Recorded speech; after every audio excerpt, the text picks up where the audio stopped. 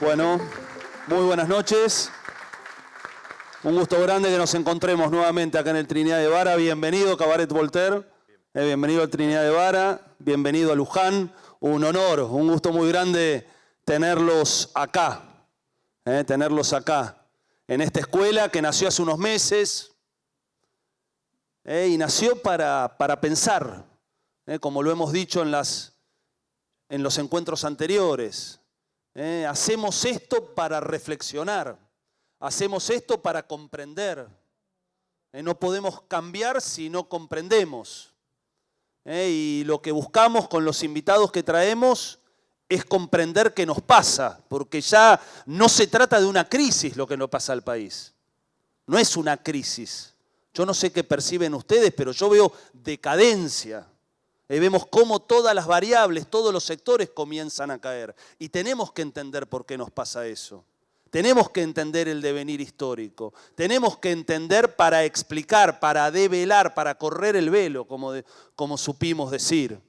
La Argentina viene con sus contradicciones eternas a lo largo de 200 años. Esas tres grandes contradicciones que hablábamos en oportunidades anteriores, ¿no? Patria chica, patria grande. Libre comercio, protección, y un poco tradición o iluminismo. Esas tres contradicciones que no terminamos de resolver.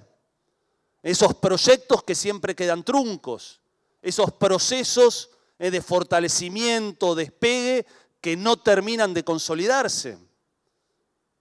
Y tenemos que entender qué nos pasa. Y tenemos que ser capaces, sobre todo en esta etapa de decadencia, de poder mirar para adelante y proyectar algo diferente, algo nuevo. Si no vamos a seguir repitiendo los errores que nos han ocurrido. Y en ese sentido, bueno, trajimos en la escuela diferentes historiadores de mucho renombre, de muchas publicaciones. Y hoy nos parecía, y vamos a entrar ahora en una fase donde vamos a intentar ya reflexionar un poquito más sobre la realidad. Y también qué es esto del pensamiento nacional en el año 2024, donde nos cruza el individualismo, donde es muy difícil pensar en clave de nación, en clave de proyecto integral. ¿Cómo interpretar lo que nos pasa, un poco el proyecto en estos años que corren con todas las nuevas tecnologías de la información, con Internet, con la locura que significa la información por el celular, con el bombardeo permanente? Bueno, ¿cómo pensamos todo eso? Lo que encontramos mucho valor en Cabaret es eso, es justamente poder pensar la realidad en una clave joven, en una clave del mundo que nos toca. Justamente hacen pensamiento nacional y lo hacen a través de un programa que es el más visto de todo el interior de nuestro país, desde Rosario, y encontramos mucho valor en eso. Así que, bienvenidos, espero que se sientan cómodos. Un honor. Espero que sirva para esto, para reflexionar, para pensar, para construir, sobre todo para poder proyectar lo que tenemos que enfrentar, que no es poco. Nuestra patria lo necesita. No podemos resignarnos a seguir como estamos. Nos duele la patria, nos duelen estos niveles de pobreza, nos duelen estos niveles de desintegración de una comunidad que se va resquebrajando, que se va rompiendo. Y queremos humildemente desde esta Escuela Luján para el Pensamiento Nacional aportar a eso, aportar a la construcción de un proyecto futuro. Así que, queridos compañeros de Cabaret Voltaire, de nuevo, un honor tenerlos acá. Y bueno, todo de ustedes. Muchísimas gracias. Gracias. Gracias.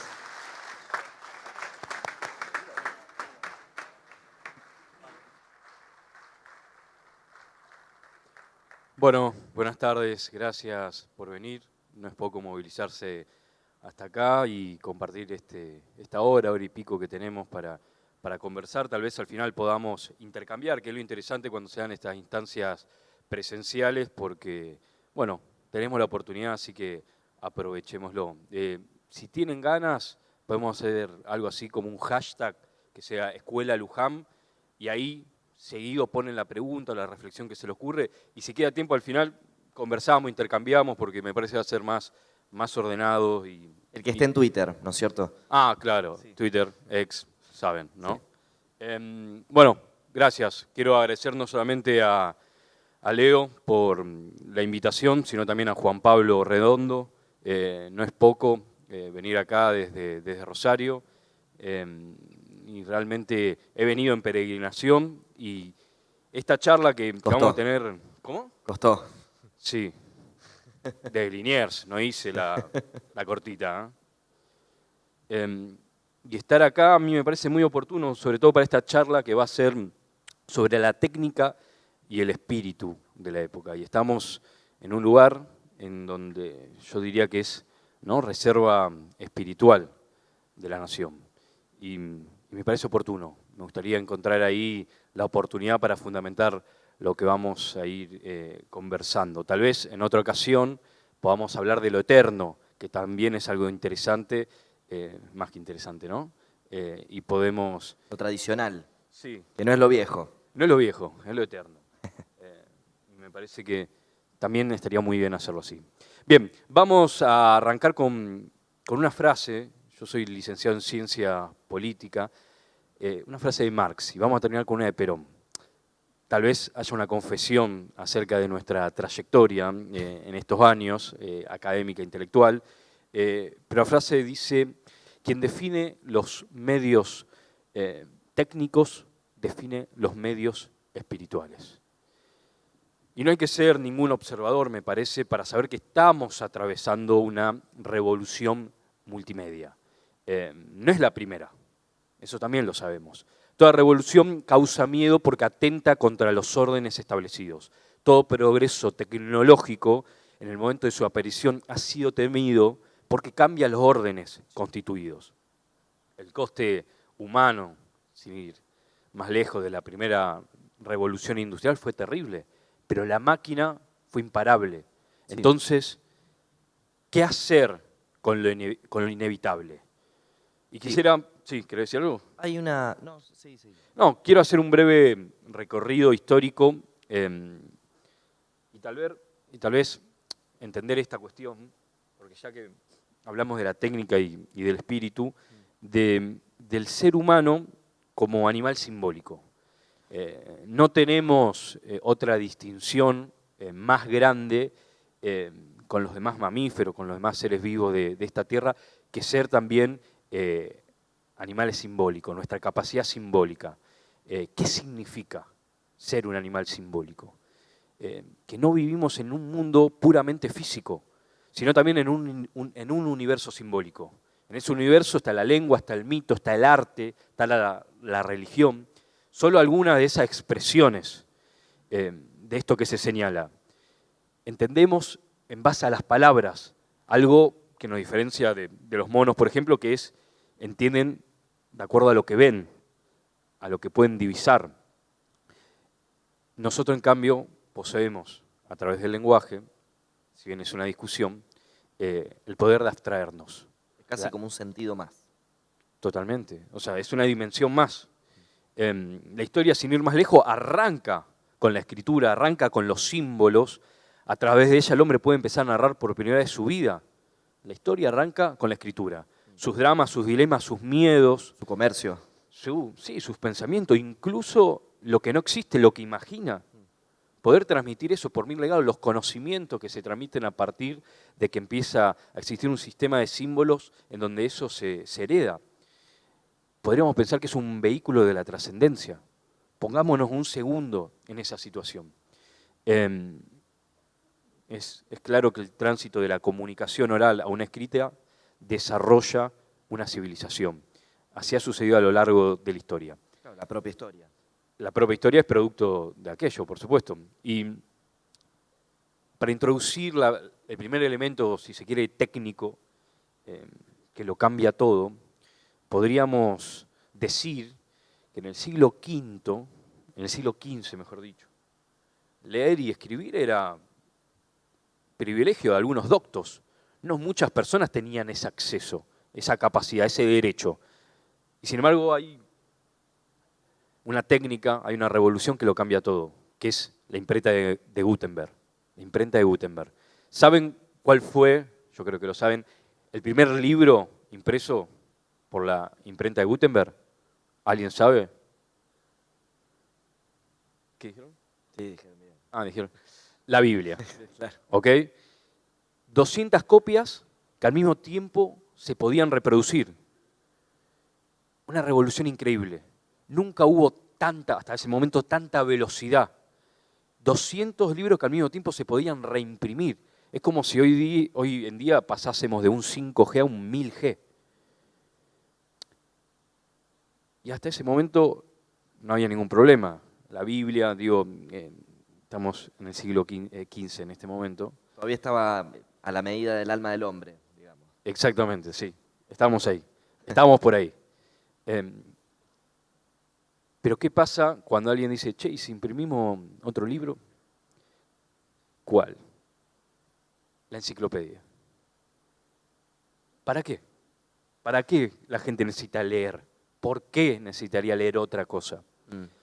Vos sabés que hay cuando me contaba el Tommy que iba a hacer esta locución antes de estar acá, estoy medio obsesionado, de hecho voy a hablar de eso después, con la idea de comunidad. Se está poniendo medio de moda entre los compañeros, hablar mucho de la comunidad, especialmente de la comunidad organizada, y me encuentro en no sé qué número de relectura del libro, que si alguien no lo leyó es así de chiquito, así que lo pueden leer en una tarde.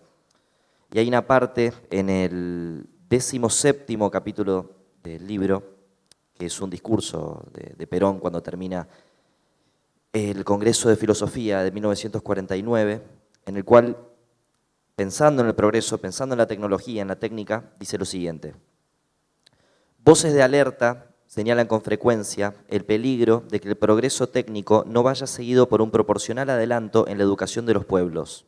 La complejidad del avance técnico requiere pupilas sensibles y recio temperamento. Si tomamos como símbolo de la vida moderna el rascacielos o el transatlántico, deberemos enseguida prefigurarnos la estatura espiritual del ser que ha de morar o viajar en ellos. Ante esta cuestión no caben retóricas de fuga, porque lo que en ella se ventila es, ni más ni menos, la escala de las magnitudes con arreglo a la cual debe el hombre rectificar adecuadamente su propia proporción ante el bullicio creciente de lo circundante. Sí, sé que parezco un poeta moderno leyendo de mi teléfono, soy millennial, son la forma que tengo de anotar.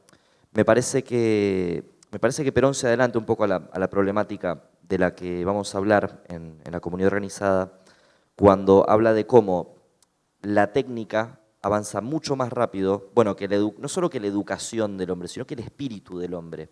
De pronto el hombre pasa de un momento al otro a tener la posibilidad de reproducir al infinito los textos, de reproducir al infinito con los textos, los mensajes, los pensamientos, y el mundo se empieza a achicar, ¿no es cierto? Claro, un mundo que era desconocido en su mayoría, uno podía vivir y morir en 4 cuadras de un pueblo, empieza a ser un mundo accesible, Sí. conocible. Y ese problema entre la técnica y el espíritu acontece, porque a través de la enciclopedia lo que empieza, el movimiento que surge es la ilustración. Una posibilidad técnica, un cambio técnico modifica el orden espiritual establecido. Sí, y corre un poco el eje de lo espiritual a lo material, si querés. Sí, bueno, hay un proceso de acumulación también en el medio. Son procesos paralelos, obviamente, que ocurren. Y la técnica va avanzando, no los quiero aburrir a lo largo del tiempo. Aparece el telégrafo, la radio, el diario. Cada uno agrega una dimensión. El teléfono de Graham Bell en 1876. Son nuevas dimensiones, la posibilidad de que dos cuerpos que no están se escuchen. Son cosas naturalizadas. Hoy tenemos un teléfono en el bolsillo, pero realmente son terremotos en la vida del ser humano y que van aconteciendo de manera paulatina en tiempos que ahora nos parecen dilatados porque vivimos en una época muy, muy acelerada. Pero el efecto es ese, el mundo se achica, la dimensión del mundo se achica. Y acá el primer salto que a mí me parece que hay que tener presente para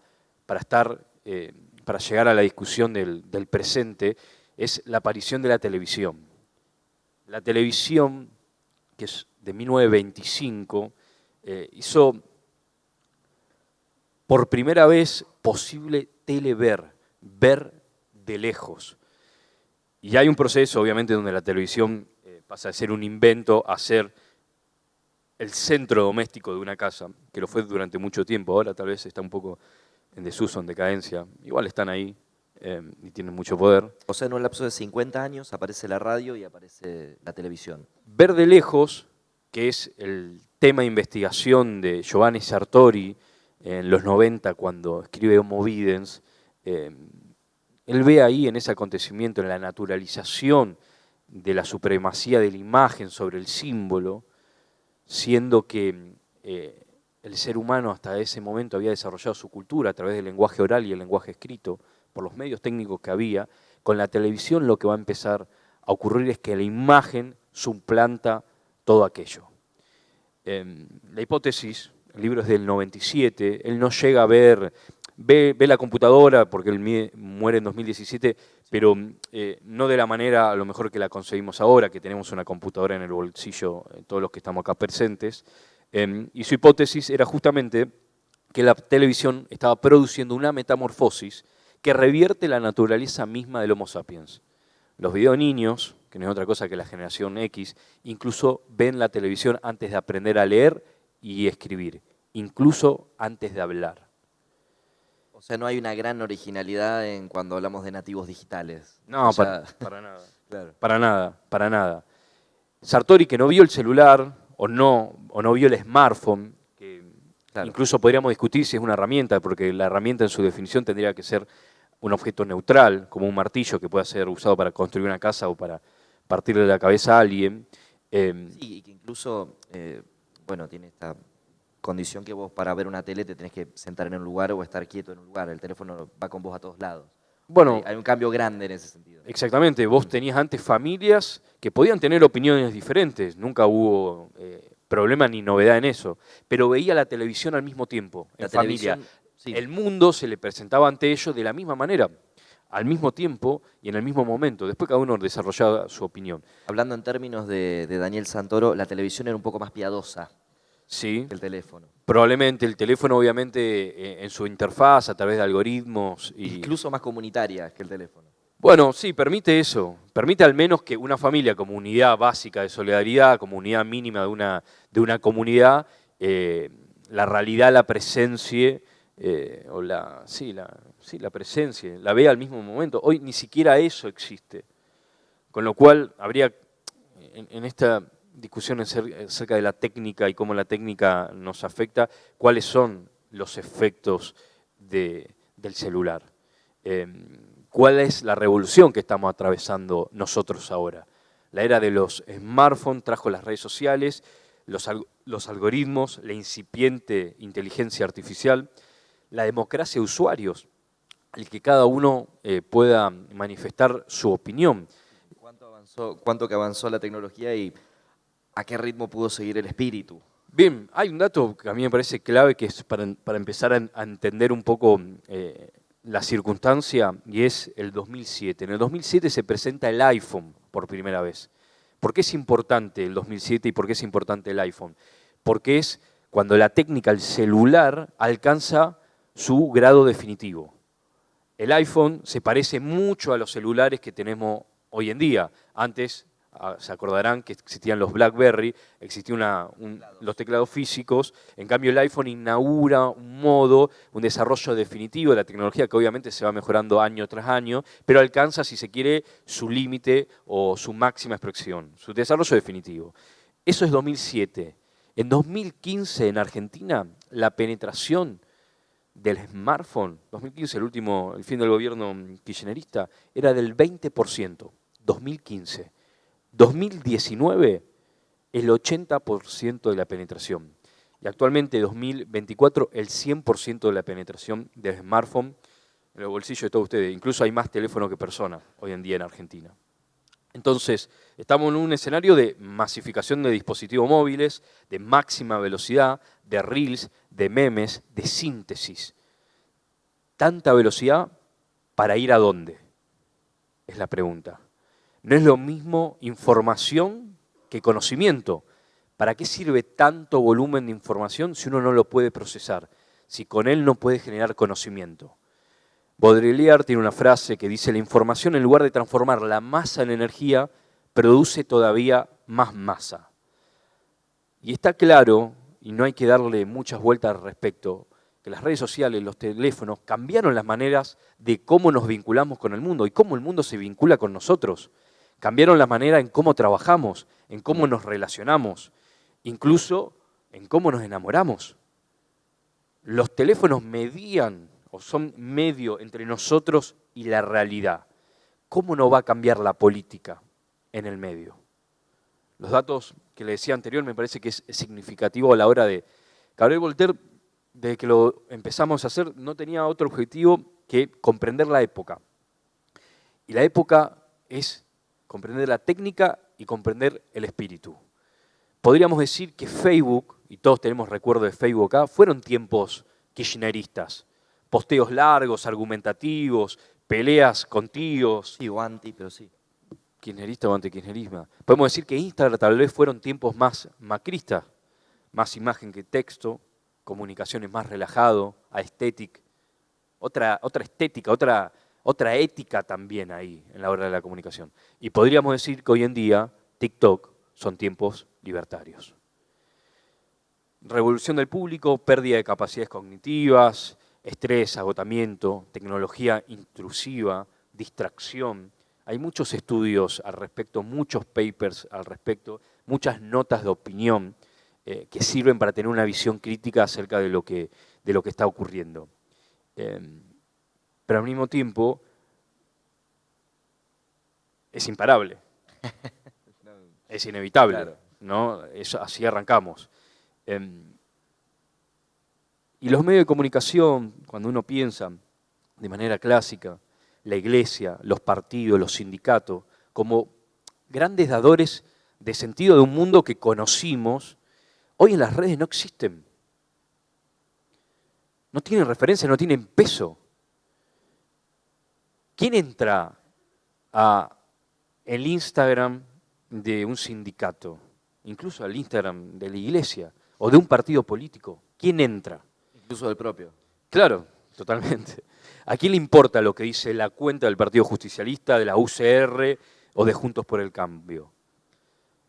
La gente escucha a Milei, escucha a Cristina, escucha a Moreno, escucha a las personas. Ahora algún stream también. Las redes sociales, que por suerte, muchas veces incluso pueden ser antisociales porque levantan medianeras de subjetividad, generan comunidad y la comunidad genera aislación, destruyen las jerarquías del orden del mundo que conocíamos y por tanto su interpretación del mundo.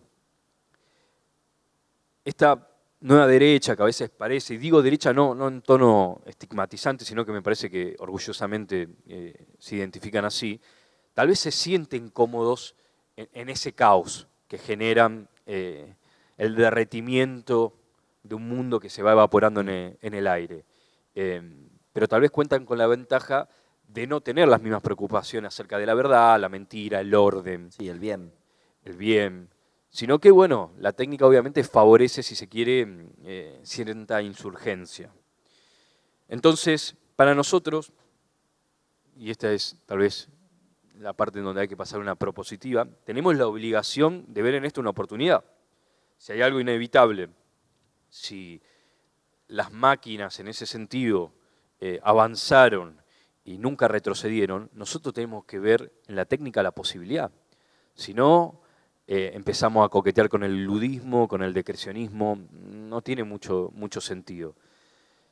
Pero antes de eso, antes de ver la oportunidad, tenemos que saber en qué creemos, qué somos, qué defendemos, qué buscamos, qué posibilidades hay de encontrar sin siquiera saber qué es lo que estamos buscando. Creo que el movimiento nacional viene de votar al hilo a Scioli, Alberto Amasa, cada uno tendrá su opinión y es respetable. Pero me parece que hay un extravío en ese camino, o al menos una línea que para todo no es clara acerca de, bueno, y en definitiva, qué es lo que defendemos, qué es lo que somos. Y si bien puede haber un espíritu extraviado, y hay que encontrarlo, Y me parece que por eso existen espacios como estos, que estemos en Luján acá, pudiendo interpelar, ¿no?, de manera nacional, porque este video se va a ver en todos lados y esta conversación y este tipo de iniciativas nos acercan en la lejanía, es señal de eso, es señal de que la técnica ofrece oportunidades. No sé si llegaron, pero probablemente estén los chicos de Repliegue, de Aluvión, de Rojo y Tinto, de Rojo Punzó, todos compañeros que han armado proyectos audiovisuales, que han tratado de traducir la época, que han tratado de interpelar la época con las oportunidades que dan la época. ¿Y cuáles son esas oportunidades? A mí me parece que este es un buen ejemplo, el proyecto de la Escuela Nacional de la Introducción al Pensamiento Nacional que hicimos con varias cuentas conjuntas, es una prueba de eso. Y creo que las claves de ese éxito tienen que ver con que se hicieron de abajo hacia arriba,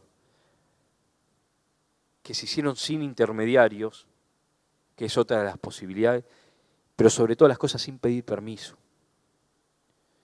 Lo revolucionario del peronismo nunca fue el partido, siempre fue el movimiento. Las redes son una oportunidad para el movimiento peronista. Son una oportunidad para el movimiento peronista por fuera de la burocracia, que es una pelea histórica, en realidad una denuncia histórica, si se quiere, de las izquierdas o de los movimientos de liberación. Entonces, sin extenderme mucho más, porque es hora de pasar al espíritu, creo que me quedaría con esa frase final. Aprovechar la oportunidad y que en definitiva lo revolucionario del peronismo no es el partido, es el movimiento. Gracias.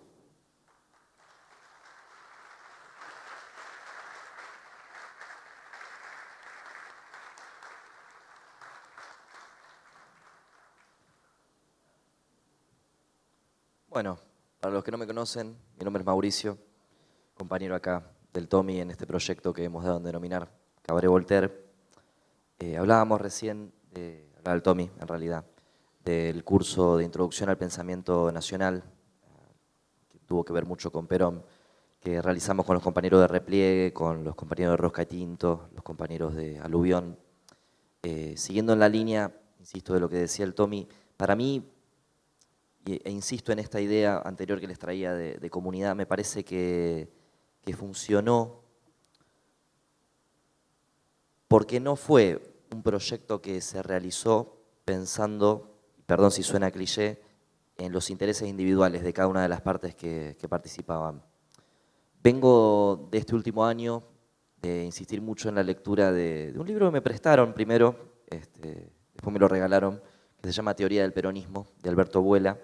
Alberto Buela, un intelectual del movimiento, es el filósofo de la CGT, se le puede poner el rótulo. Y habla mucho del comunitarismo, habla mucho de la comunidad, y hace una distinción que supongo que debe ser una de las grandes discusiones de la sociología. Perdón si hay un socióloga en la sala, seguramente va a saber mucho más que yo de esto, pero habla de la comunidad y la sociedad, como dos visiones sobre cómo funcionan los grupos humanos. La sociedad, básicamente, o entender a los grupos humanos como una sociedad, la sociedad es un medio para un fin. La sociedad es el resultado de un contrato hipotético que firmamos entre todos. Esto es bastante básico, el que haya ido a un CBC, uno de esos, yo no tengo CBC en Rosario, pero supongo que alguno puede haber ido desde acá. Uno firma un contrato en el cual dice, bueno, no voy a matar a mis vecinos, vamos a poder convivir en mutua paz relativa y en el respeto a un código de leyes X. Pero en última instancia, lo que nos ata a esa sociedad no tiene que ver con un bien común, no tiene que ver con una cuestión de que yo creo en lo mismo que cree el otro, sino que simplemente todos respetamos un código y nos comprometimos como individuos a respetarlo. La sociedad es un grupo de individuos que viven pacíficamente uno al lado del otro, pero que están no esencialmente juntos, sino esencialmente separados. El corazón de la sociedad, esto creo que se lo estoy choreando a Marx, es el negocio. Negocio, esto quedan bárbaros si lo dice en un asado, negocio es la negación del ocio, nec otium, me encanta la etimología. Dicho en otros términos, el negocio es la productividad, es la eficiencia, es el resultado material. Me parece, también de algunas otras lecturas que he estado haciendo en estos tiempos, la sociedad es como el modelo de pensar al grupo humano más tradicional occidental y si me permiten el atrevimiento, más anglo, más occidental pero anglo. Y que básicamente piensa en individuos, como decía, esencialmente separados. La sociedad, digamos que, no sé, si leyeron La Comunidad Organizada, sospecho que la mayoría sí. Me parece que es el modelo en el cual piensan a los humanos, tanto, como dice en La Comunidad Organizada, el capitalismo yanqui y el comunismo soviético. Humanos que sirven para producir y que sirven para que el avance técnico vaya cada vez más y más y más rápido, independientemente de cómo se sientan esos humanos. No está ni Dios, no está la cultura, no hay creencia. Y el otro esquema que plantea Abuela para pensar a los grupos humanos es el comunitario, el de la comunidad.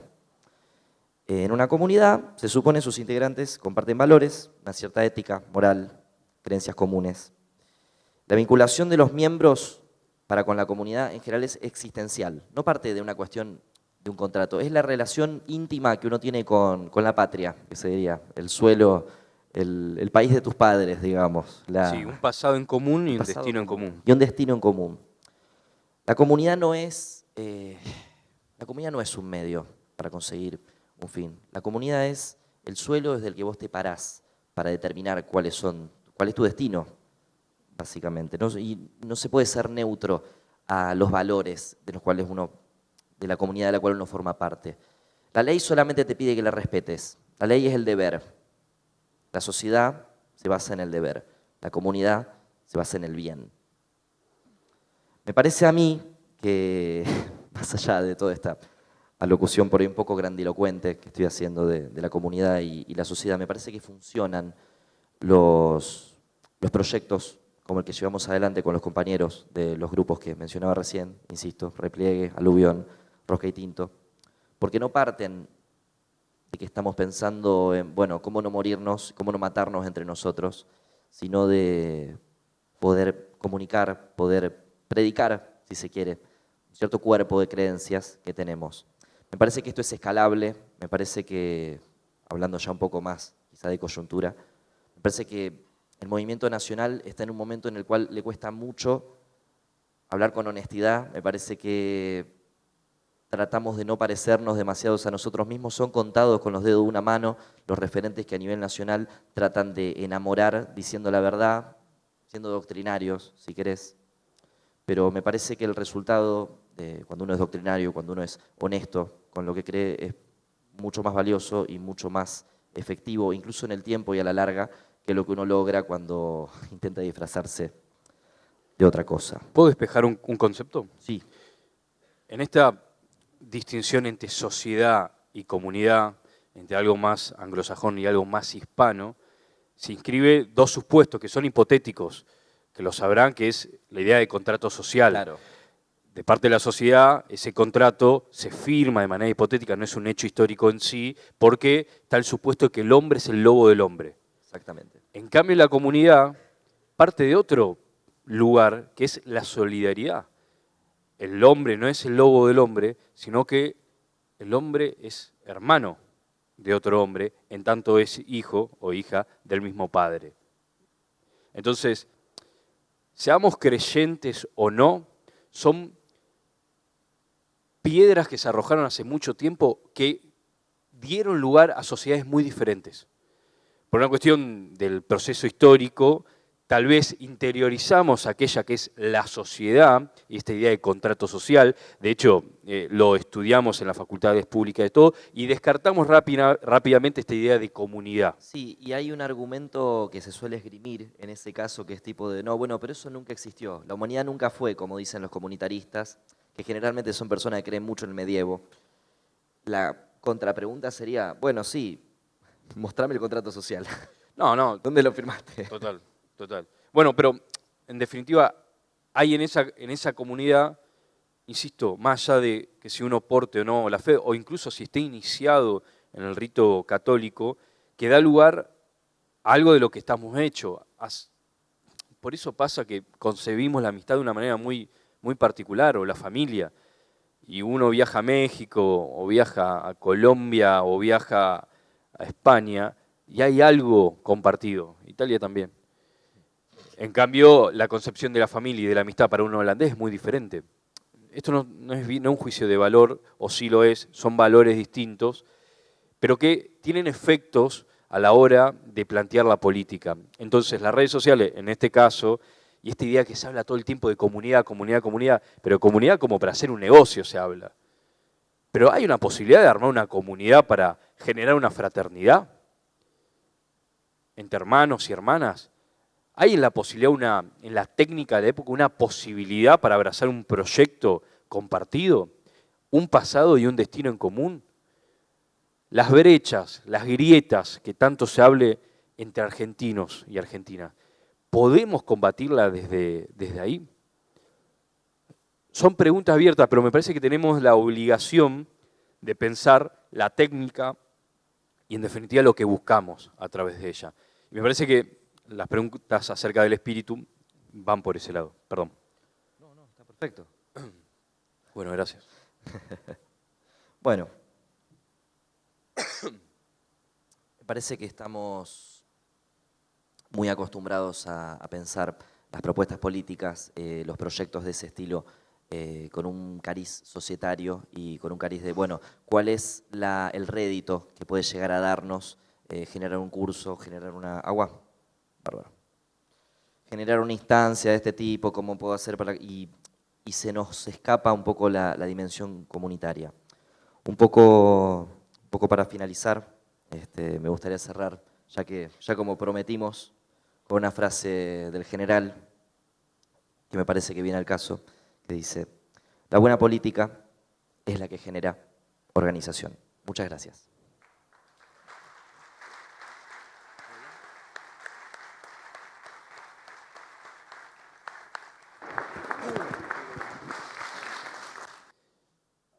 No sé si, Leo, querés que intercambiemos un poco juntos o el que quiera participar. Me parece que lo interesante ¿Se va a sentar sería o va a eso. estar un rato? No, abierto y no sé si recibieron A ver, alguna pregunta, algún comentario. Obviamente, arranquemos y vamos viendo. bueno, a mí se me ocurre, ¿no? Preguntar y a partir de las dos presentaciones, un poco cómo ven la dimensión nacional de todo esto, ¿no? Cómo además de comunidad, ser nación, con todo lo que significa. En estos tiempos donde las tribus se van sembrando y van apareciendo, cómo rescatar esa unicidad que siempre tiene lo nacional. No sé cómo lo visualizan, ¿no? Me parece que se supone que es precisamente la forma comunitaria en la cual podría funcionar el movimiento a nivel nacional. Justamente por esto de que lo que aúna son las creencias comunes. No, si vamos a ir por los réditos, y sí, nunca nos vamos a poner de acuerdo. Nunca se van a poner de acuerdo un montón de tribus distintas, cada cual emplazada en un lugar diferente, sobre cuáles son los objetivos si la mira está puesta en el rédito. En cambio, si estuviese puesta en los valores, perdón, que me siento, no sé, de pronto súper conservador como estoy hablando, pero si uno piensa en términos de valores es mucho más fácil ordenar, creo. No, a ver, es una utopía pensar de que en las comunidades no hay divisiones, no hay opiniones diferentes. El tema es cómo uno se plantea en esas diferencias. Por mucho tiempo el eje que dominó 10 años la política argentina fue la grieta. Y ahí parecía ser que había algo irreconciliable. Bueno, apareció Milei y hay que aceptarlo. A mí me parece que esta idea de reconocer la derrota o la autocrítica que aparece todo el tiempo, aparece siempre como si fuese simplemente reconocer un resultado electoral y no la derrota que hay atrás, que es la imposibilidad de hacer un proyecto para todos los argentinos. Lo charlábamos hoy Y a mí me parece que no hay diferencias irreconciliables entre argentinos. Hay opiniones diferentes. Tenemos el deber de buscar esas coincidencias, porque en esas coincidencias están los proyectos patrios, los proyectos nacionales, la dimensión nacional. Si no, Argentina se divide en una disputa facciosa que pierden todos. Es un juego de suma cero. Entonces, ¿cuál es el proyecto nacional? ¿En qué creemos cuando hablamos de la patria? Yendo a los términos de la política y las redes, y a mí me parece que a veces ocurre como defecto, cuando se hace política identitaria y por identidad, siempre se termina concibiendo como una minoría ruidosa y radicalizada. Eso es útil en términos políticos en tanto vos logres arrastrar a la mayoría a un sentido común. O sea, mientras vos tengas capacidad de penetración en ese sentido común. Hay que decir que tal vez el peronismo hace un tiempo que lo dejó de tener y que esa minoría intensa, en esa practicidad, la representa mejor Milei.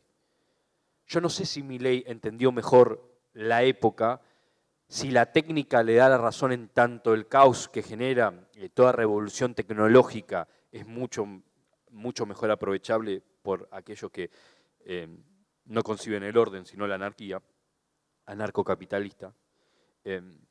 Pero es sin duda el desafío que nos encontramos y es el desafío que no se puede evitar. Uno no elige las batallas que lucha. Las batallas le llegan a uno, nos llegan de manera colectiva. E insisto y pongo ejemplo lo que ustedes están armando acá. ¿Vos antes qué tenías que ir? A tocar la puerta a un medio de Buenos Aires, de capital, tener un amigo, y si no era un amigo tendría que ser el ahijado de alguien. Bueno, ahora tenemos la posibilidad de debatir. Tenemos la posibilidad de interpelar nacionalmente. En desventaja, con lo que ustedes quieran, es verdad, cuando uno prende los canales de streaming, son como segunda o tercera generación de famosos. Es medio divertido eso, ¿no? Pero yo creo que hay una posibilidad en la política. Hay en la política, en la técnica de la época. Pero que sí o sí viene de la mano de hacer las preguntas adecuadas. Una consulta, sobre todo ustedes por la edad que tienen, por un poco la generación que representan. No sé cómo lo viven. Yo siento que estamos ante como una gran crisis vocacional, ¿no? Es como que falta compromiso, me parece que esa falta de compromiso viene de la falta de sentido de trascendencia, pero acá hubo gente en este país que ha dejado la vida por la política. Y hay gente que ha puesto mucho. Y hubo muchos momentos heroicos. Y hubo muchos donde verdaderamente se puso todo. Y hoy eso cuesta, y cuesta mucho. Falta compromiso militante en la política, pero faltan vocaciones políticas en el mejor de los sentidos.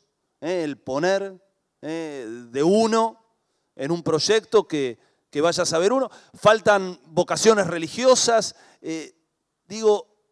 Perciben una falta de compromiso. Es que no se logra, no tenemos sentido de trascendencia, es una crisis de individualismo, es que a través de este nuevo mundo, ante este cambio de época, no son convocantes nuestras causas. ¿Por dónde les parece que va? ¿O cómo podemos construir sentido? ¿Cómo podemos dar y devolverle a la política esa trascendencia necesaria para que un grupo de hombres y mujeres se comprometan en la transformación de la realidad? Y para eso hay que poner ese plus que solamente te da la militancia y el compromiso. Dando el ejemplo. No hay ninguna palabra, ninguna prédica que suplante dar el ejemplo. Y no es un retorno a nada, pero es así. ¿Cómo se logra compromiso? Comprometiéndose. No hay muchas. Los problemas del hombre siguen siendo los mismos. Cambia la técnica, cambia las circunstancias, cambian los países, aparecen y desaparecen, pero los problemas del hombre siguen siendo los mismos. La IA no nos va a salvar, ni las criptomonedas, ni no nos va a salvar de nosotros mismos. Y esa palabra trascendencia me encanta porque es claro que los tiempos cambiaron y son palabras que para muchos parecen viejas. Pero a mí me parece que en muchas cosas hay trascendencia, si uno logra desbloquearla y en esa palabra dibujar un horizonte común o compartido. El vínculo que uno tiene con su tierra no solamente tiene que ver con aquellos que están enterrados, con esos seres queridos que enterramos, sino con los que están por venir. ¿Por qué tenemos hijos? ¿Por qué nos comprometemos en esa responsabilidad? Sabiendo que se pierden cosas, se ganarán otras. Todavía no lo experimenté. Pero ¿por qué lo hacemos? Y yo no encuentro en las explicaciones del hombre es el lobo del hombre la respuesta a esas preguntas. Con lo cual, ¿cómo lograrlo? A mí me parece que es a través del ejemplo. No hay otra forma. Y en ese ejemplo tiene que haber mucho de comunidad, mucho de solidaridad, mucho de hermandad. La técnica de la época permite eso también. En eso sí nos favorece. No es el tiempo de los nichos, si se quiere, o de las puertas de atrás, como es el momento de las colaboraciones. Lo ven en la música. ¿Por qué hacen los artistas featuring? ¿Por qué hacen colaboraciones? Porque es el momento de las colaboraciones, eso hay que entenderlo. No tiene más sentido ese tipo de camarillas que se arman todo el tiempo. Son relaciones sociales las que ofrecen la técnica de la época, mucho más dinámica. Y esto tampoco significa abandonar el territorio. No basta con la realidad virtual o con la realidad. Bueno, los chicos de Replique son ejemplo de eso, sostienen una olla popular todos los sábados en Congreso. Hicieron una revista, un cómic increíble sobre la deuda externa argentina. Y te quiero sumar una cosa, porque es claro, y todos lo sabemos acá, que en algún momento esa comunicación de cara a los jóvenes se interrumpió. Nosotros que somos la generación que estamos abandonando los 20 y entrando a los 30, y por eso nos hacemos la pregunta acerca de hijos ni no hijos, vivimos ese momento del movimiento nacional donde la juventud era nuestra. Pero ¿qué pasó en el medio? O sea, seamos muy honestos en estas preguntas que nos hacemos y en buscar la respuesta a estas preguntas. ¿Qué pasó en el medio? Bueno, en la juventud en algún momento se le dejó de pedir lealtad. Se le empezó a pedir obediencia. Se lo dejó de convocar para una revolución, para una patriada. Se lo dejó convocar. Los cargos no hacen a los hombres. Esos son verdades y están escritas. Y están ahí para leer y para aprender y nos ahorran mucho tiempo. Entonces, ¿a qué convocamos a los jóvenes? Y los jóvenes también son la trascendencia. Los jóvenes es la posibilidad de pasar la antorcha, el legado. Hay que ser críticos, hay que ser autocríticos y hay que tener la voluntad de pensar cuáles son las soluciones a los problemas reales que tenemos. Posponerlos, procrastinarlos, nos llevó al peor de los mundos, que es el que estamos viviendo ahora. Una última reflexión y pregunta, ¿no? Ahí comentaban un poco cómo fue desde la imprenta de Gutenberg, ¿no? Cómo fueron evolucionando, cómo se fue reproduciendo, radio, televisión, llegamos hasta los smartphones, los teléfonos inteligentes. ¿No sienten que pocas veces en los últimos siglos la posibilidad de un absolutismo a través de los medios es tan alta? Cuando nos instalan temas, cuando nos hacen hablar de lo que queremos hablar, cuando sabemos cómo se pueden alterar los algoritmos de las redes sociales y terminamos recibiendo la información, cuando saben qué queremos, cuando saben qué buscamos, cuando saben qué darnos para hacernos dudar, para confundirnos, para instalar agendas que por ahí no son las propias. No, digo, claramente es una amenaza, claramente también las redes presentan oportunidades como nunca, ¿no? ¿Cómo ven esa dualidad? No cabe duda que antes salía un libelo y salía un contralibelo, pero los tiempos eran como más lentos. Hoy tenemos una aceleración, tenemos una persona aprieta 2 botones y miles de millones de personas en el mundo estamos recibiendo lo mismo. el riesgo que veo, bueno, nada, nos llena de oportunidades, pero también hay un riesgo muy grande que también lo sufrimos, porque vemos cómo se operó toda la vida, ¿no? Siempre hubo operaciones, instalaciones, quien domina un poco la tendencia, el discurso, termina dominando. Pero bueno, hoy el riesgo, lo que impresiona es la escalabilidad que tenemos, ¿no? Es muy paradójico porque también es la razón por la cual estoy acá, básicamente, ¿viste? La razón por la cual se puede llegar a viralizar así sea un poquitito un stream de un lugar que no sea Buenos Aires. Y también qué bravo, porque te lleva a un punto que, no sé, terminás siendo un neoludista, básicamente. No te queda otra que pensar en romper computadoras y celulares, ¿viste? En algún punto. Sí, el tema es que, No creo que vaya a ser la solución tampoco, ¿viste? a ver, está en la locución del principio, es inevitable. Ya estamos adentro. Entonces, ¿qué hacer con lo inevitable? Es la pregunta. Yo desconfío de la técnica como vos. Creo que es oportuno, o sea, es precavido hacerlo. Creo que ha pasado a lo largo de la historia. Digo, la introducción del principio acerca de la historia y el cambio de la técnica es que no es la primera vez que pasa esto. En algún momento se preguntó, che, ¿para acá hay que imprimir otro libro que no sea la Biblia? O sea, fue una pregunta, o sea, fue un debate de la época, real. Y yo no sé si la técnica, lo dijimos, nos puede salvar de nosotros mismos. Eso es así, los problemas del hombre siguen siendo los mismos. La mentira es la mentira, ya sea por radio, por televisión o por redes sociales. Cambia la manera en que esa mentira circula, cada vez a más alta velocidad. Capaz que estamos en tiempos de mentiras hipersónicas y de verdades que van como carreta. Pero a mí me parece que ese desconcierto tiene que ver un poco por la pérdida de sentido que le hemos encontrado o justamente que hemos perdido de la vida. A mí me parece que hace mucho tiempo el hombre atraviesa, si se quiere, una orfandad muy grande, que no es solamente la espiritual, también en el último tiempo la material. Y las redes en ese sentido, y el diablo está en los detalles, fíjate cómo en su momento la ley de medios fue una discusión tan de época, tan importante, y había esta idea de que, bueno, descentralicemos los medios de comunicación, seamos todos productores y consumidores de información, radios y medios comunitarios. Y medio que estamos en el sueño húmedo de la ley de medios, entonces, ahora.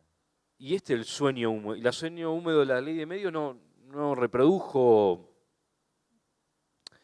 Iba a hacer un chiste con Pedro Brieger, pero no lo quiero hacer. O sea, Pronto. ¿esto sale? Bueno, ya es tarde. ¿Se puede editar? Se puede editar. No, pero lo que les quiero decir que parió terraplanista. O sea, ahora hay más terraplanistas que antes, como para pensar de que el mundo a través de la tecnología avanza necesariamente hacia algo mejor.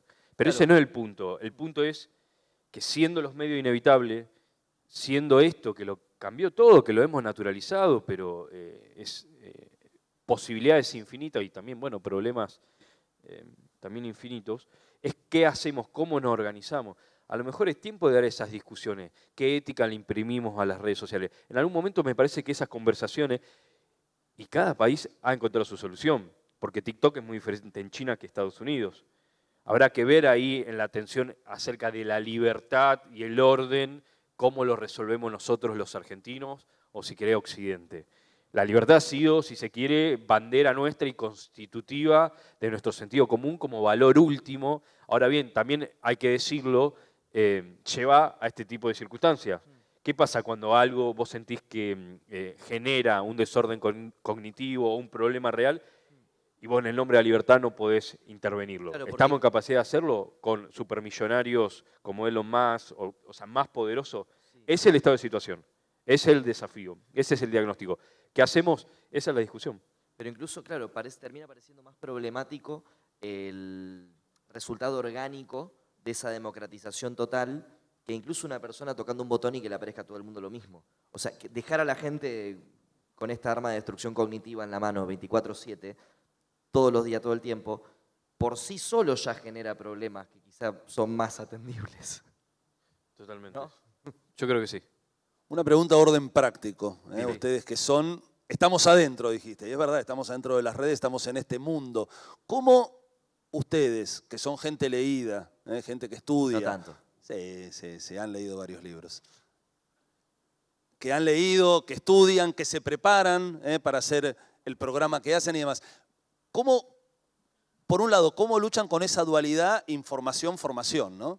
Porque uno, no sé si les pasa, pero uno está constantemente, tiene esa dependencia de mirar la pantalla, enterarse, estar al tanto de toda la información. Y por otro lado, como bien dijeron, fuera del negocio uno necesita el ocio, pero el ocio intelectual, tranquilidad espiritual y mental como para leer un libro y formarse, para aprender doctrina, para aprender leer los clásicos, Sí, claro. para aprender aquello que no varía con el paso de los años. ¿Cómo encuentran ese equilibrio entre la información permanente, ese despertarse a las 5 de la mañana, a las 7, a las 6, lo primero que hace uno es mirar la pantalla, que es insalubre completamente, y eso pasa todo el día, y encima el trabajo, y a la vez generar en este bombardeo que nos presentan las redes de manera permanente el ocio intelectual como para poder formarnos y realmente adquirir habilidades que nos permitan ir un poquito más allá? No, y que incluso uno se informa o lee, no sé, una novela que salió este año y es un problema porque perdés tiempo para leer los clásicos, que es lo que hay que hacer lo antes posible, ¿viste? Para terminar de saldar esa deuda. Yo personalmente, hablando en términos ultra prácticos, la verdad que me estoy informando poquísimo últimamente, pero porque percibo que no tiene mucho sentido estar al día. Porque cuando estoy al día me entero de cosas que en muy poquito tiempo ya no son, pero ni remotamente importantes. Entonces me entero, no sé, si estoy al día, que Lilia Lemoyne dijo una barbaridad de X cosa. Por ejemplo, información real que puede pasar. De hecho, creo que dijo una barbaridad hoy. Ah, ¿vieron? ¿Vieron que dijo una barbaridad? Bueno, igual era muy fácil pegarla. ¿Qué dijo? No importa, no importa. No importa. El punto es que no importa. No importa. Claro, no importa, ¿viste? Algunas cosas me parece que sí, que Estoy son... muy adentro, loco. ¿Vos estás muy adentro? Ya quiero saber qué dijo Lidia Lemoyne. Bueno. Entonces, personalmente, tampoco es que soy una zeta que se la pasa leyendo y leyendo y leyendo, pero por una cuestión hasta te diría de sanidad, no sé, siento que el estar enterado de la política del día a día es casi lo mismo que saber mucho de Gran Hermano hoy. Ey, clipialo a eso. Entonces- Tener un video viral. Entonces, estoy eligiendo informarme más bien poco y de cosas que y me informo más para el programa que para otras cosas. Más trascendentales. ¿Cómo? No veo. Se perdió un poco también la credibilidad, sí, sin duda, y de hecho leía las noticias estas del reality de la política de los últimos días y era como, ¿para qué me voy a enterar de esto si pasado mañana van a decir otra cosa exactamente opuesta? Con lo cual no tengo una respuesta, pero sí te puedo contar lo que hago yo. No estoy mirando nada. Y ahora estoy leyendo la biografía de Santo Tomás de Aquino de Chesterton. Es muy Para interesante. así que hago algo. ¿Con ansiolíticos no hay una respuesta? Es mi ansiolítico. Bien. En serio, si tenemos tiempo podríamos compartir, digo, ¿alguien quiere decir algo, expresarse, alguna pregunta?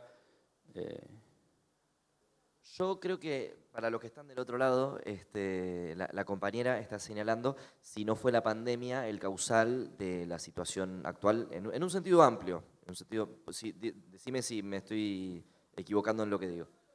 Sobre todo en lo vocacional, sobre todo en lo que tiene que ver con la participación política. Yo creo que la pandemia aceleró procesos.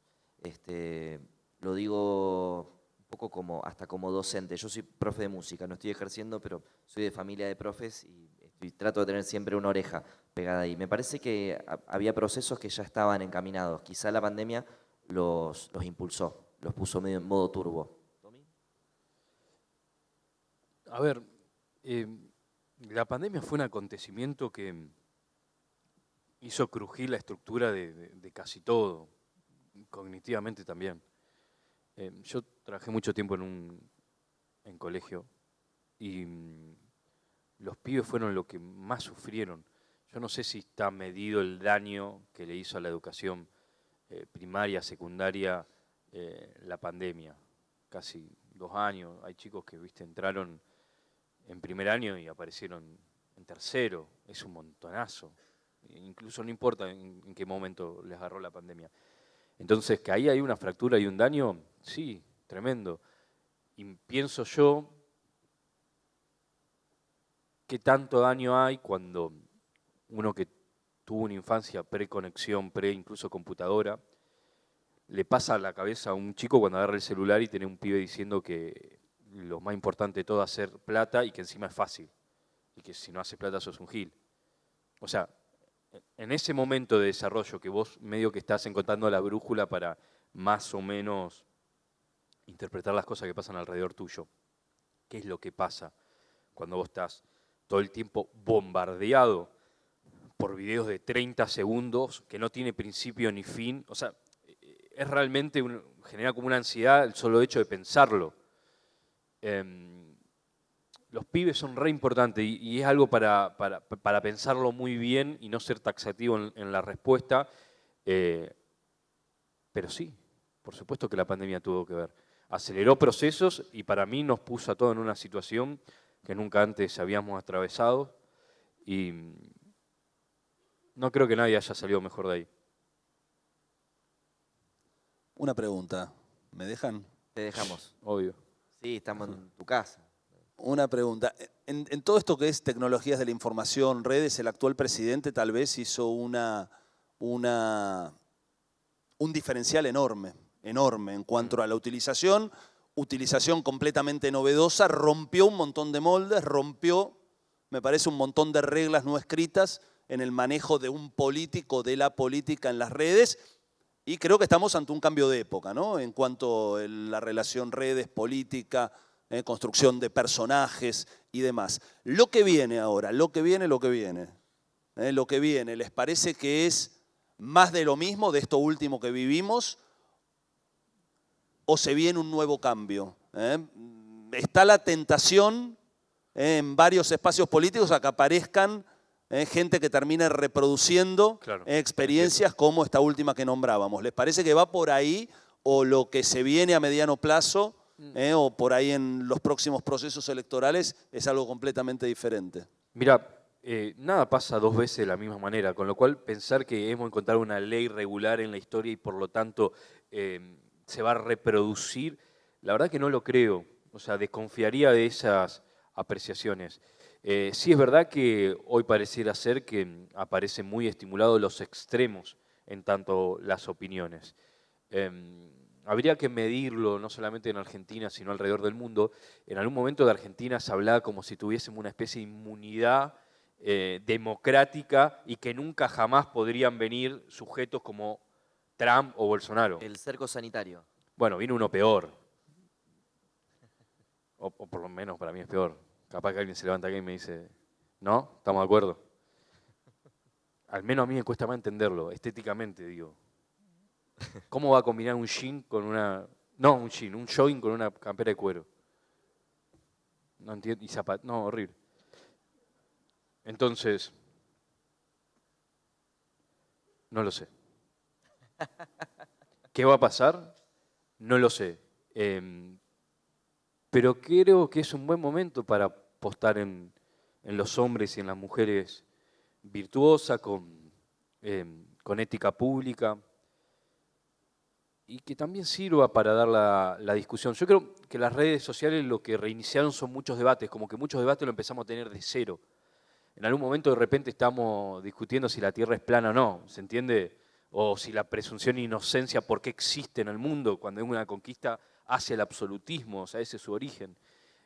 O si injuriar a una persona, insultarla, la otra persona tiene derecho a sentirse ofendida o a hacerte... O sea, cosas que en la vida pública analógica ya estaban resueltas e incluso mediadas a través, o reguladas a través de la ley. Bueno, a través de las redes sociales no. Con lo cual, si lo quieren pensar de esta manera, y es divertido e interesante, nos puso a todo como en un estado de naturaleza. En el sentido que reinició un poco la sociedad y las reglas. La pandemia también fue eso. Todos tuvimos la sensación de que algo se reinició ahí, que se reseteó. ¿Qué pasó antes y después de la pandemia? entramos y salimos de la misma manera. Yo, por ejemplo, renuncié a mi trabajo, me di cuenta de que no quería seguir haciendo lo que estaba haciendo, o lo empecé a pensar de manera decidida, pero gracias. Estoy bien, no necesito trabajo. Capaz alguien me cruce y me ofrece algo. Pero no lo sé, es muy difícil de saberlo. Me da la sensación de que Milei ganó y que por lo menos mucha gente le creyó que estaba diciendo la verdad.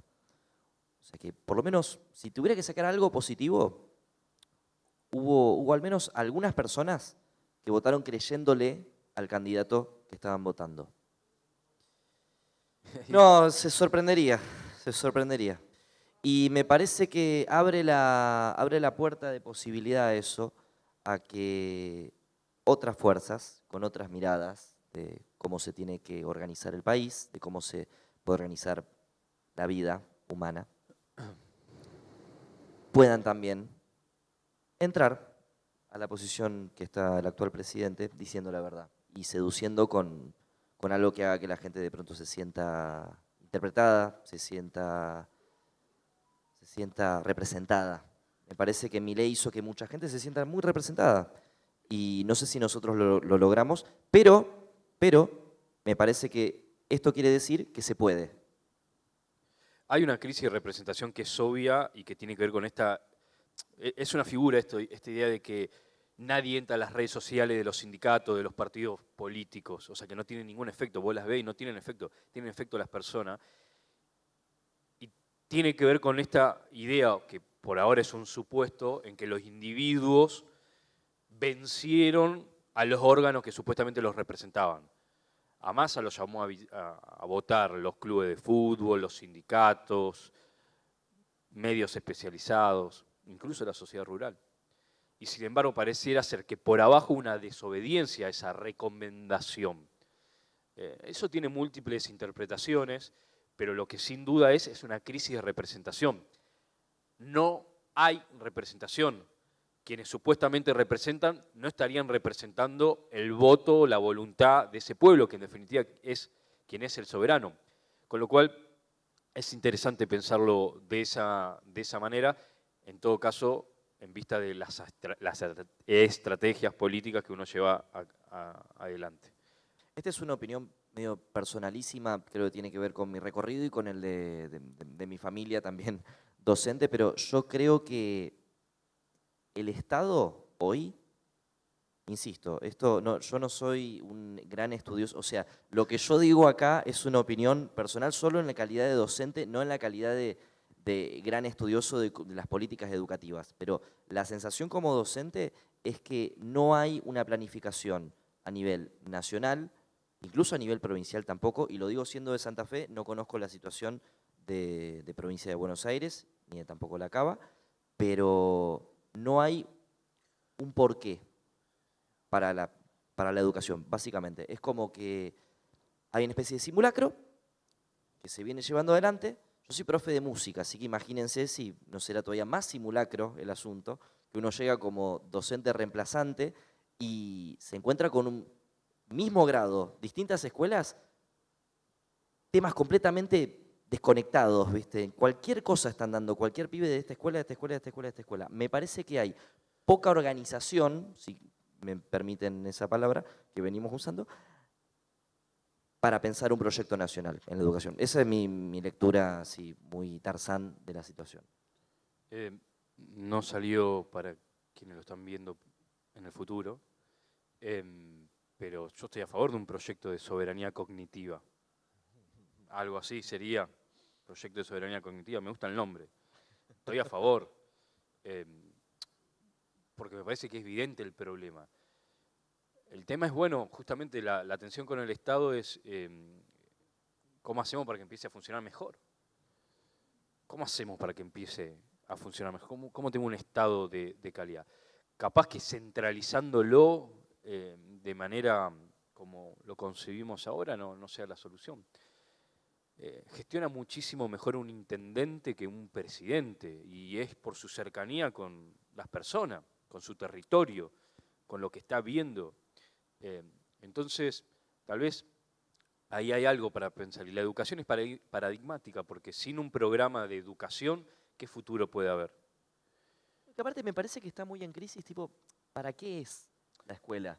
Tipo, ¿qué forma la escuela hoy? Está en crisis para los docentes, Sí. está en crisis para Porque a lo mejor, esto se lo escuchaba, esto sí, a un pedagogo, una persona así que habla mucho del tema allá de Rosario, decía, los docentes hasta quinto grado saben por qué están en la escuela. Saben que tienen que dar tal contenido, tal contenido, tal contenido, no sé, de primero a tercero, bueno, alfabetización, hasta quinto grado más o menos se entiende. A partir de sexto hasta allá hasta quinto, acá creo que es hasta sexto de la secundaria, hay una gran nebulosa respecto a, bueno, a ver, ¿qué le estoy enseñando y por qué se lo estoy enseñando? Y me parece que es grave. Es la falta de un proyecto, me parece, y todas las palabras que se nos vengan a la mente, incluida la palabra trascendencia, tienen que ver con que haya un proyecto. Vos estás Lo que pasa con la educación es que vos tenés una institución del siglo XIX o muy parecida a lo que fue en el siglo XIX, maestros, docentes, profesores del siglo XX y alumnos del siglo XXI, que decirles nativo digital ya, o sea, nosotros podríamos ser nativo digital, pero esto es incluso algo más que eso. Nativo de banda ancha. Sí, sí, más, no sé qué sería lo siguiente, Snapchat, nativos de Snapchat. Entonces, mira, no te quiero dar, no vamos a dar una respuesta acerca de la educación justamente, pero claramente hay un problema. ¿Somos capaces de reconocer que hay un problema? Vuelvo a este ejemplo. ¿Nosotros pudimos reconocer que ahí habían problemas? ¿O cuando defendíamos la educación pública, todo el tiempo estábamos evitando hablar sobre la crisis de la educación pública? Porque uno no reniega de la institución. Yo salí de ahí. Ahora bien, uno reniega del estado de la institución. ¿Por qué es políticamente incorrecto decirlo? Si todos los que trabajamos en algún nivel de la educación sabemos que algo no viene bien y de hace mucho tiempo. Claro, en la defensa de la institución uno se pone impermeable a cualquier crítica. Sí, ¿cuál es el régimen político que sanciona como la verdad o siembra sospechas sobre algunas preguntas que tenemos todos? Digo, la crisis es suficientemente honda como para llevarlo a estas preguntas. No se soluciona con un cambio del programa. ¿O ustedes piensan que sí, que se soluciona con un cambio del programa? Y al mismo tiempo es un mundo que cambia a una velocidad vertiginosa. Y esa es la frase que leíste vos de Perón, que habla de las cosas por sobre la ética y el espíritu que uno le imprime, como si algo nos aplastase, ¿no? Esa sensación creo que al menos la hemos tenido todos alguna vez, ¿no? Sentirse aplastado. Pero también hemos estado aplastados por los relatos y por las palabras. Y sin una insubordinación a cierto orden de cosas, sin una rebeldía a un orden de cosas que todos vemos injusto, insisto, ¿a qué estamos convocando? Muy bien, bueno, ¿cómo estamos? ¿Bien? ¿Vos cómo estás? Yo perfecto. Vos Una estás siempre pregunta. bien. No, Te conozco estamos hace bien, una hora, estamos bien, pero estamos bien. tenés un aura muy positiva. Bueno, muchas gracias. Consulta. Son uno de los programas, uno de los streaming más exitosos de la Argentina. ¿Eh? No, pero sí es así. Son el más visto del interior, con muchos seguidores. Desde Rosario inventaron un formato que se lo valora, muy ligado al pensamiento nacional, muy ligado a una forma de ver la realidad, rescatando algunos principios muy, muy importantes. ¿Dónde les parece que reside un poco la clave del éxito de Cabaret Voltaire, que viene creciendo, que se fue consolidando y que tiene su público con estas condiciones que decía, ¿no? Subir un reel todos los días. Nada, mentira. Me parece que hay cierta honestidad de parte de los dos cuanto a la búsqueda que tenemos por ahí de la curiosidad y de tratar ciertos temas que a mí Cabaret Voltaire es un programa que me gustaría ver, si no lo hiciera yo. Y me parece que eso se valora y que de pronto hay un montón de personas que estaban buscando por ahí alguna alternativa de podcast, de stream, de lo que sea, que pueda abordar ciertos temas. No sé si, miren, me voy a auto boicotear. No sé si Cabaret Voltaire va a ser masivo en algún momento de la vida como son masivas otras cosas. Pero sí me parece que hay un nicho importante de personas, seguramente algunas de las cuales estarán acá entre nosotros ahora, que por ahí, no sé, nos interesa tratar ciertos temas que parece que no están en agenda o que son un autoboicot de por sí tratarlos. ¿Tommy? Mira, yo, si fuese una dieta, hacer Cabaret Voltaire lo recomendaría. Si fuese una dieta. O sea, hace bien leer y tener una conversación más o menos piola con un invitado una vez a la semana. O sea, un buen ritmo como para que la cabeza, viste, mantenerla sana. Tampoco se los recetaría al programa. Mírenlo y juzguen. Pero sí, me parece que lo único que yo he encontrado como explicación y sin ser lobista de uno mismo, que es como medio desagradable, en realidad tenemos más preguntas que respuestas y tenemos la libertad para hacerlas. Entonces, es un programa que intenta comprender la época. Comprender no es justificar. Les sorprendería la cantidad de gente que tiene problemas con esa distinción, que piensa que uno comprende un fenómeno y parece que lo está avalando, justificando. Y es muy distinto tal vez a otro tipo de programas que planteaban la denuncia del mal en nombre del bien todo el tiempo, como mecanismo. Suponiendo que uno sabe todo el tiempo dónde está el bien y dónde está el mal, que es mucho más complejo que eso.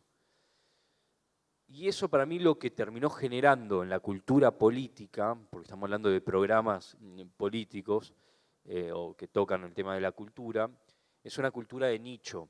E insisto, la comunidad es un buen negocio, pero es mala para hacer política. La comunidad levanta medianeras, o sea, cuesta ver del otro lado. El no la vieron tiene que ver con eso. Por eso, cuando vos creás comunidad, tiene que ser una comunidad suficientemente versátil, ágil, como para penetrar. Porque porque de otra manera, si no armás gueto, es una palangana, agua estancada, no tiene sentido. Eso si pensamos que detrás de la comunicación hay un compromiso social. No sé si la mayoría de las personas hay muchas personas que son muy exitosas en redes sociales, piensan en el compromiso social que implica comunicar, la influencia que se puede tener. No lo sé y tampoco sé si yo podría escribir una ética acerca de cómo hacerlo.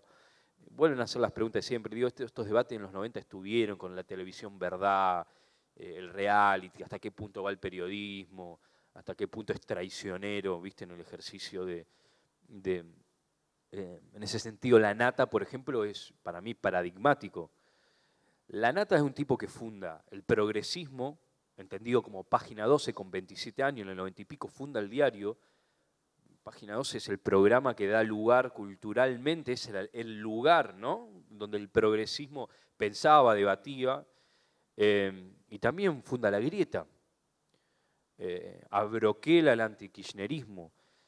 Y es muy loco porque por mucho tiempo se decía, la Nata se vendió, que esto, lo otro, pero en realidad lo que cambió fue el peronismo.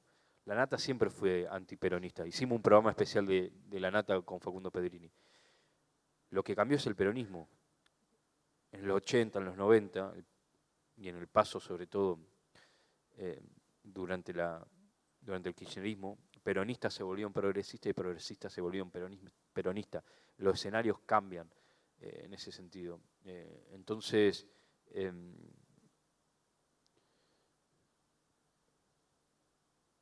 es una linda época para pensar, si uno se toma la libertad de de no estar todo el tiempo dando cuenta de por qué piensa lo que piensa, ¿viste? De no estar sospechando de la propia duda que durante mucho tiempo se hizo. Es como, Una teoría conspirativa sobre vos mismo. claro, ¿por qué pienso lo que pienso? ¿Me estaré traicionando a algo, a alguien? Y termina siendo como una especie de super yo que te termina aplastando, y creo que aplastó a muchos y los acartonó a muchos, y esa es la decadencia o el proceso en donde la política entró, y lo único que hay que decir en este momento es que perdió representatividad, que no es otra cosa que vínculo con la realidad, al menos la realidad del pueblo que quiere representar. Sí, Muy bien. yo tengo una sola diferencia, creo, con la lectura, y es que no sé si, no sé si el electorado principal de Milei fueron solamente los jóvenes. Me parece que fue votado transversalmente en términos de clase social y en términos de etarios. Da- Sí, sí, por Sí, sí, supuesto. sí. No, está perfecto. No te aguantes, no te aguantes. ¿Sabés quién va a tener un quilombo? El que edite este video, porque todas sus intervenciones no salen. Entonces no sé si va a ser como un subtitulado. O acá hubo una pregunta que fue más o menos así, porque tampoco veo a nadie tomando nota.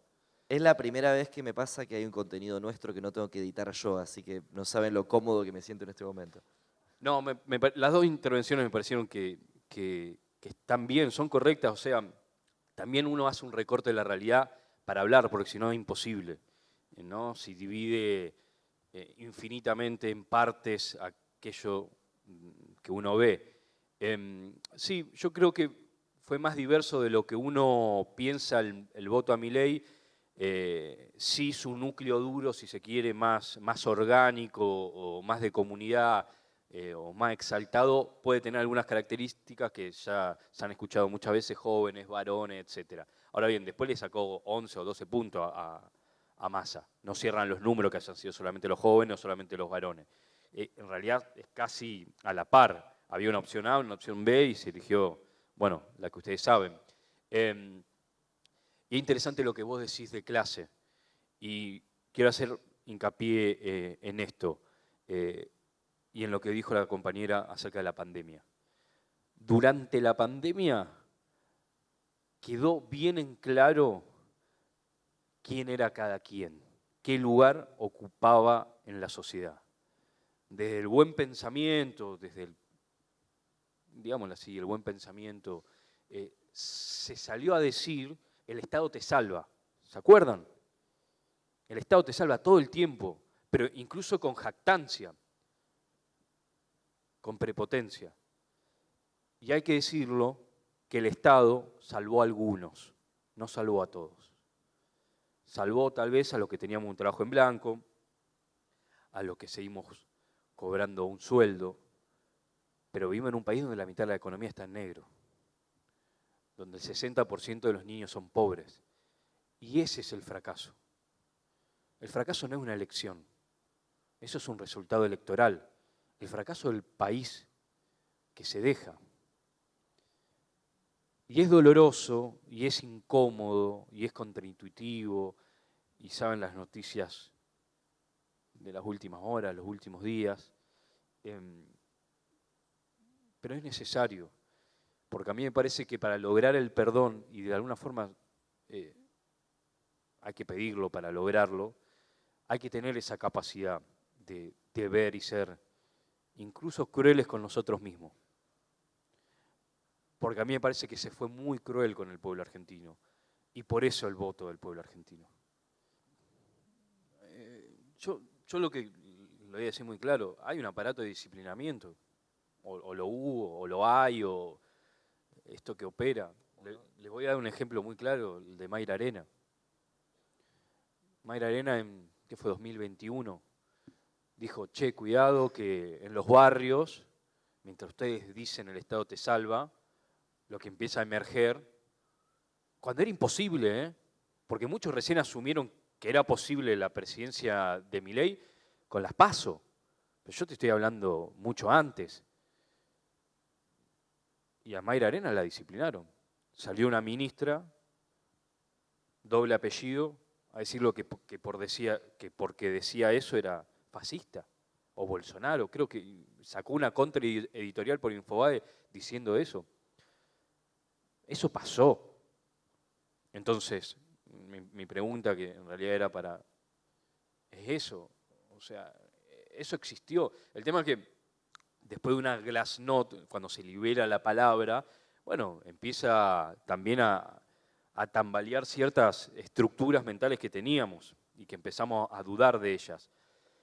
La ideología funciona como un mapa, ¿ok? Es para llegar de un punto A a un punto B. Te ordena el mundo que ves y los mapas sirven para eso. Tienen referencias, puntos cardinales, hay accidentes geográficos, ríos, montañas, y uno emprende con su ayuda un viaje. Uno quiere llegar a un lugar, ¿ok? Por eso en la intervención estaba esta pregunta de, bueno, tanta velocidad, pero ¿hacia dónde vamos? Porque pareciera ser que no importa, que hay que ir hacia adelante.